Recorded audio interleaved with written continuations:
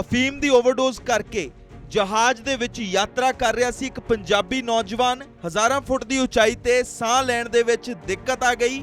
Emergency landing ਤੱਕ ਗੱਲ ਪਹੁੰਚ ਗਈ ਸੀ ਤਾਂ ਪੰਜਾਬੀ ਡਾਕਟਰ ਜਿਹੜੇ ਕਿ ਉਸੇ ਫਲਾਈਟ ਦੇ ਵਿੱਚ ਸਫ਼ਰ ਕਰ ਰਹੇ ਸੀ, ਉਹਨਾਂ ਨੇ ਇਸ ਨੌਜਵਾਨ ਦੀ ਜਾਨ ਬਚਾਈ ਹੈ। ਜੀ ਹਾਂ, ਕੈਨੇਡਾ ਤੋਂ ਫਲਾਈਟ ਦਿੱਲੀ ਲਈ ਰਵਾਨਾ ਹੋਈ ਇੱਕ ਪੰਜਾਬੀ ਨੌਜਵਾਨ ਆਪਣੇ ਘਰ ਪੰਜਾਬ ਵਾਪਸ ਆ ਰਿਹਾ ਸੀ। ਉਸ ਦੇ ਵੱਲੋਂ ਅਫੀਮ ਵੱਧ ਮਾਤਰਾ 'ਚ ਖਾਧੀ ਹੋਈ ਸੀ। ਜਿਵੇਂ ਜਿਵੇਂ ਜਹਾਜ਼ ਉਚਾਈ ਤੇ ਜਾਂਦਾ ਗਿਆ, ਉਹ ਪੰਜਾਬੀ ਨੂੰ ਸਾਹ ਲੈਣ ਦੇ ਵਿੱਚ ਔਖਾ ਹੁੰਦਾ ਗਿਆ। ਉਸ ਦੀ ਤਬੀਅਤ ਖਰਾਬ ਹੋ ਗਈ। ਐਮਰਜੈਂਸੀ ਲੈਂਡਿੰਗ ਤੱਕ ਗੱਲ ਪਹੁੰਚ ਗਈ ਸੀ। ਮੁੰਡੇ ਦੀ ਕਿਸਮਤ ਅੱਛੀ ਸੀ ਕਿ ਇੱਕ ਪੰਜਾਬੀ ਸਰਕਾਰੀ ਡਾਕਟਰ ਜੋੜਾ ਇਸੇ ਫਲਾਈਟ ਦੇ ਵਿੱਚ ਸਫ਼ਰ ਕਰ ਰਿਹਾ ਸੀ, ਜੋ ਕਿ ਆਪਣੇ ਮੁੰਡੇ ਨੂੰ ਮਿਲ ਕੇ ਵਾਪਸ ਪੰਜਾਬ ਪਰਤ ਰਿਹਾ ਸੀ। ਜਿਵੇਂ ਹੀ ਮੁੰਡੇ ਦੀ ਤਬੀਅਤ ਵਿਗੜੀ, ਨਾਲ ਦੀ ਨਾਲ ਡਾਕਟਰ ਜੋੜਾ ਐਕਸ਼ਨ ਦੇ ਵਿੱਚ ਆਇਆ। ਉਹਨਾਂ ਨੇ ਨੌਜਵਾਨ ਦੀ ਮੌਕੇ ਤੇ ਜਾਨ ਬਚਾ ਲਈ। ਇਸ ਸ਼ਲਾਘਾਯੋਗ ਕੰਮ ਦੇ ਲਈ 에ਅਰ ਕੈਨੇਡਾ ਦੇ ਮੈਡੀਕਲ ਅਫਸਰ ਡਾਕਟਰ ਜਿਮ ਚੌਂਗ ਨੇ ਡਾਕਟਰ ਇਸ ਜੋੜੇ ਨੂੰ ਪ੍ਰਸ਼ੰਸਾ ਪੱਤਰ ਦੇ ਨਾਲ ਸਨਮਾਨਿਤ ਕੀਤਾ। ਇਸ ਦੇ ਨਾਲ ਹੀ ਉਹਨਾਂ ਨੂੰ ਭਵਿੱਖ ਦੇ ਵਿੱਚ 에ਅਰ ਕੈਨੇਡਾ ਦੀ ਯਾਤਰਾ ਕਰਨ ਦੇ ਲਈ ਟਿਕਟਾਂ ਤੇ 30% ਤੱਕ ਛੋਟ ਵੀ ਦੇ ਦਿੱਤੀ ਹੈ। ਇਹ ਸ਼ਲਾਘਾਯੋਗ ਕਦਮ ਜਲੰਧਰ ਦੇ ਇੱਕ ਸਰਕਾਰੀ ਡਾਕਟਰ ਜੋੜੇ ਨੇ ਕੀਤਾ ਹੈ, ਜਿਸ ਨੇ ਕਿ ਇੱਕ ਨੌਜਵਾਨ ਦੀ ਫਲਾਈਟ ਦੇ ਵਿੱਚ ਜਾਨ ਬਚਾਈ ਹੈ। ਆਓ ਤੁਹਾਨੂੰ ਮਿਲਾਉਂਦੇ ਹਾਂ ਉਸ ਡਾਕਟਰ ਜੋੜੇ ਦੇ ਨਾਲ ਜਿਸ ਨੇ ਇੱਕ ਜਾਨ ਬਚਾਈ।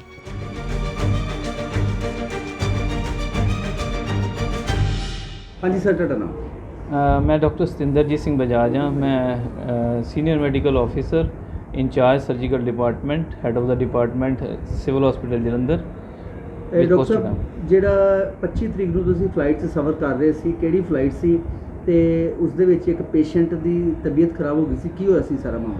25 ਤਰੀਕ ਨੂੰ ਮੈਂ ਕੈਨੇਡਾ ਤੋਂ new Delhi AC 42 air Canada ਦੀ ਫਲਾਈਟ 'ਚ ਵਾਪਸ ਆ ਰਿਹਾ ਸੀਗਾ। ਮੈਂ ਤੇ ਮੇਰੇ ਵਾਈਫ, ਅਸੀਂ ਦੋਨੋਂ ਡਾਕਟਰਸ ਹਾਂ। ਅਸੀਂ ਵਾਪਸ ਆ ਰਹੇ ਸੀਗੇ ਤੇ ਡਾਇਰੈਕਟ ਫਲਾਈਟ ਸੀ। ਲਗਭਗ ਜੋ 7 ਘੰਟੇ ਬੀਤੇ ਤੇ ਇੱਕ ਐਮਰਜੈਂਸੀ ਕਾਲ ਆਈ ਪਾਇਲਟ ਵਿੱਚ ਕਿ ਇੱਕ ਪੇਸ਼ੈਂਟ ਬਹੁਤ ਸੀਰੀਅਸ ਹੋ ਗਿਆ, ਉਹ ਬਿਜ਼ਨਸ ਕਲਾਸ ਵਿੱਚ ਟਰੈਵਲ ਕਰ ਰਿਹਾ, ਕੋਈ ਡਾਕਟਰ ਹੈਗਾ ਫਲਾਈਟ ਵਿੱਚ ਤੇ ਪਲੀਜ਼ ਉਹਨੂੰ ਆ ਕੇ ਦੇਖੇ। ਤੇ ਇਸ ਚੱਕਰ ਵਿੱਚ ਅਸੀਂ ਉਸ ਪੇਸ਼ੈਂਟ ਨੂੰ ਦੇਖਣ ਗਏ ਸੀਗੇ। ਤੇ ਹੋਇਆ ਕੀ ਸੀ ਪੇਸ਼ੈਂਟ ਨੂੰ? ਪੇਸ਼ੈਂਟ ਨੂੰ ਜੋ ਹਿਸਟਰੀ ਲੱਗੀ, ਪੇਸ਼ੈਂਟ ਨੇ ਕਾਫੀ ਮਾਤਰਾ 'ਚ ਅਫੀਮ ਲੈ ਰੱਖੀ ਹੋਈ ਸੀਗੀ। ਅਫੀਮ ਲੈਣ ਤੋਂ ਬਾਅਦ ਉਹਨੇ 7-8 ਪੈਗ ਬਿਜ਼ਨਸ ਕਲਾਸ ਦੇ ਵਿੱਚ ਮਿਲਦੇ ਹੈਗੇ, ਡਰਿੰਕਸ ਵੀ ਲਗਾ ਲਏ ਸੀਗੇ। ਡਰਿੰਕਸ ਲੈਣ ਦੇ ਨਾਲ ਕੀ ਹੋਇਆ ਸੀਗੀ, ਪੇਸ਼ੈਂਟ ਨੂੰ ਕਨਵਲਸ਼ਨਸ ਤੇ ਪੇਸ਼ੈਂਟ ਬੜਾ ਰੈਸਟਲੈਸ ਹੋ ਗਿਆ ਸੀਗਾ। ਉਹ ਉੱਠ ਕੇ ਦੌੜਨ ਦੀ ਕੋਸ਼ਿਸ਼ ਕਰ ਰਿਹਾ ਸੀ, ਹਰ ਚੀਜ਼ ਤੋੜ-ਫੋੜ ਕਰਨ ਦੀ ਕੋਸ਼ਿਸ਼ ਕਰ ਰਿਹਾ ਸੀ, ਕੰਟਰੋਲ ਵਿੱਚ ਨਹੀਂ ਆ ਰਿਹਾ ਸੀ। ਜਿਹਦੀ ਆਕਸੀਜਨ ਉਹਦੀ ਚੈੱਕ ਕੀਤੀ ਗਈ, ਉਹਦੀ ਆਕਸੀਜਨ ਵੀ 80 ਤੋਂ 90% ਰਹਿ ਗਈ ਸੀਗੀ। ਤੇ ਉਸ ਤੋਂ ਬਾਅਦ ਕਿੰਨਾ ਟਾਈਮ ਲੱਗਾ ਉਸ ਨੂੰ ਠੀਕ ਕਰਨ 'ਚ? ਤੇ ਅਗਰ ਤੁਸੀਂ ਨਾ ਹੁੰਦੇ ਉਸ ਫਲਾਈਟ 'ਚ ਤੇ ਕੀ ਐਮਰਜੈਂਸੀ ਲੈਂਡਿੰਗ ਹੋਣੀ ਸੀ? ਐਮਰਜੈਂਸੀ ਲੈਂਡਿੰਗ ਫੋਰ ਸ਼ੋਰ ਸੀਗੀ। ਜਦੋਂ ਅਸੀਂ ਉੱਥੇ ਪਹੁੰਚੇ ਤੇ 4 ਘੰਟੇ ਲੱਗ ਗਏ ਸਾਨੂੰ ਉਹਨੂੰ ਸੈਟਲ ਕਰਦੇ। ਪਹਿਲੇ ਤਾਂ ਇਹ ਕਹਿ ਪਾਉਣਾ ਬੜਾ ਮੁਸ਼ਕਿਲ ਸੀਗੀ ਕਿ ਉਹਨੂੰ ਜਿਹੜੀ ਅਫੀਮ ਦੀ ਟੌਕਸਿਸਿਟੀ ਹੋਈ ਸੀ ਜਾਂ ਉਹਦੇ ਵਿਦਡਰਾਅਲ ਸਿੰਪਟਮ ਸੀ, ਕਿਉਂਕਿ ਪਿਊਪਲ ਦੀ ਪੋਜੀਸ਼ਨ ਪਿਨ ਪੁਆਇੰਟ ਨਹੀਂ ਸੀਗੀ। ਤੇ ਇਸ ਵਰਗੇ ਆਪਾਂ ਨਲੋਕਸਨ ਉਹਨੂੰ ਦੇ ਨਹੀਂ ਸਕਦੇ। ਅਗਰ ਦਿੰਦੇ ਤਾਂ ਉਹਨੂੰ ICU ਚਾਹੀਦਾ ਸੀਗਾ। ਅਗਰ ICU ਵਾਸਤੇ ਲੈਂਡ ਕਰਨਾ ਪੈਣਾ ਬੜਾ ਜ਼ਰੂਰੀ ਸੀਗਾ। ਸੋ ਅਸੀਂ ਨੀਚੇ ਉਹਨਾਂ ਦੇ ਡਾਕਟਰਸ ਦੇ ਨਾਲ ਇੱਕ ਰਿਸਕ ਇਵੈਲੂਏਟ ਕਰਦੇ ਹੋਏ ਇੱਕ ਛੋਟੀ ਜਿਹੀ ਗੋਲੀ ਹੁੰਦੀ 81 ਮਿਲੀਗ੍ਰਾਮ, ਬੜੀ ਲੋ ਡੋਜ਼ ਵਿੱਚ ਉਹਨੂੰ ਸਬਲਿੰਗੁਅਲੀ ਦਿੱਤੀ। ਦੇਖਿਆ ਕਿ ਉਹਦਾ ਅਸਰ ਕਿੰਨਾ ਕੁ ਹੈ। ਸਲੋਲੀ ਉਹ ਅਸਰ ਕਰਨੀ ਸ਼ੁਰੂ ਹੋ ਗਈ। ਹਰ 15-20 ਮਿੰਟ ਬਾਅਦ ਇੱਕ ਡੋਜ਼ ਉਹਨੂੰ ਦਿੰਦੇ ਗਏ ਤੇ ਜਦ ਤੱਕ ਇੰਡੀਆ ਆਇਆ ਤਦ ਤੱਕ ਪੇਸ਼ੈਂਟ ਬਿਲਕੁਲ ਸੈਟਲ ਹੋ ਚੁੱਕਾ ਸੀਗਾ। ਤੇ ਇਸ ਦੇ ਲਈ ਤੁਹਾਨੂੰ ਸਨਮਾਨਿਤ ਵੀ ਕੀਤਾ ਗਿਆ? ਇਸ ਲਈ ਸਾਨੂੰ 에ਅਰ ਕੈਨੇਡਾ ਵੱਲੋਂ ਉਹਨਾਂ ਦੇ ਜੋ ਜਿਮ ਚੌਂਗ ਹੈਗੇ ਚੀਫ ਮੈਡੀਕਲ ਆਫਿਸਰ, ਉਹਨਾਂ ਵੱਲੋਂ ਇੱਕ ਸਾਨੂੰ ਸਨਮਾਨਿਤ ਪੱਤਰ ਦਿੱਤਾ ਗਿਆ। ਪਲੱਸ ਉਹਨਾਂ ਨੇ ਨੈਕਸਟ ਫਲਾਈਟ ਵਾਸਤੇ ਸਾਨੂੰ 30% ਆਫ ਦੇ ਕੂਪਨਸ ਦਿੱਤੇ ਉਹਨਾਂ ਨੇ। ਠੀਕ।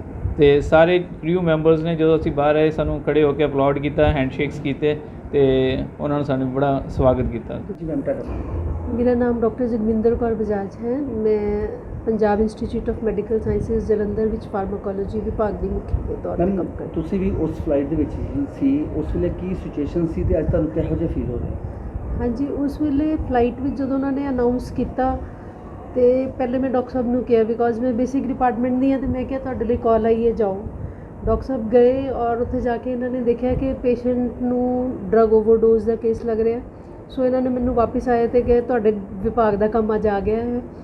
ਜਾ ਕੇ ਜਦੋਂ ਇਵੈਲੂਏਟ ਕੀਤਾ, ਪੇਸ਼ੈਂਟ ਰੈਸਟਲੈਸ ਸੀ ਔਰ ਉਹਨੂੰ ਕਨਵਲਜਨਸ ਵੀ ਆ ਰਹੀਆਂ ਸੀ ਤੇ ਉਹ ਆਪੇ ਤੋਂ ਬਾਹਰ ਜਿਸ ਤਰ੍ਹਾਂ ਬੇਕਾਬੂ ਸੀ, ਕਹਿੰਦਾ ਜਹਾਜ਼ ਤੋਂ ਛਾਲ ਮਾਰ ਦੇਵਾਂਗਾ, ਇਸ ਤਰ੍ਹਾਂ ਦੀਆਂ ਗੱਲਾਂ ਕਰ ਰਿਹਾ ਸੀ। ਉਹਦੀ ਆਕਸੀਜਨ ਲੈਵਲ 80 to 90% ਦੇ ਵਿੱਚ ਫਲਕਚੁਏਟ ਹੋ ਰਿਹਾ ਸੀ। ਪਿਊਪਲਸ ਉਹਦੇ ਪਿਨ ਪੁਆਇੰਟ ਨਹੀਂ ਸੀ ਬਟ ਕੰਸਟ੍ਰਿਕਟਿਡ ਸੀ। ਅਜਿਹੇ ਵਿੱਚ ਇਹ ਡਿਸਾਈਡ ਕਰਨਾ ਬਹੁਤ ਮੁਸ਼ਕਿਲ ਸੀ ਕਿ ਇਹਨੂੰ ਓਪੀਅਮ ਦੀ ਟੌਕਸਿਸਿਟੀ ਹੋਈ ਹੈ ਜਾਂ ਇਹ ਵਿਦਡਰਾਅਲ ਸਿੰਪਟਮਸ ਹੈ। ਅਜਿਹੇ ਕੇਸ ਵਿੱਚ ਅਗਰ ਅਸੀਂ ਨੈਲੋਕਸਨ ਲਗਾਉਂਦੇ ਇੰਜੈਕਸ਼ਨ ਤਾਂ ਪੇਸ਼ੈਂਟ ਨੂੰ ਐਕਿਊਟ ਵਿਦਡਰਾਅਲ ਪ੍ਰੈਸੀਪੀਟੇਟ ਹੋ ਸਕਦੀ ਸੀ, ਪਲੱਸ ਵਿਸਕੀ ਲੈਣ ਕਰਕੇ ਉਹਨੂੰ ਐਡਿਡ ਸੀਐਨਐਸ ਡਿਪਰੈਸ਼ਨ ਵੀ ਸੀਗਾ।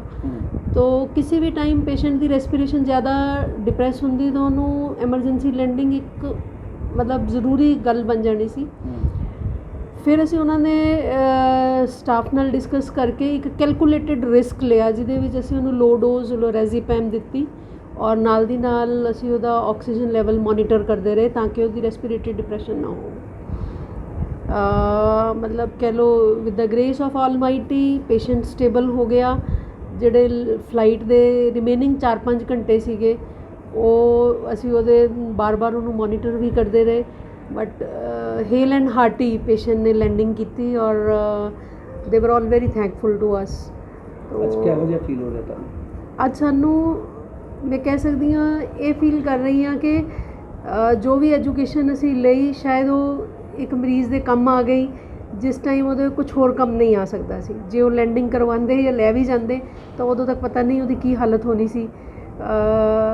ਤੋ ਆਈ ਐਮ ਫੀਲਿੰਗ ਬਲੈਸਡ ਕਿ ਮੈਂ ਕਿਸੇ ਦੀ ਹੈਲਪ ਕਰ ਸਕੀ।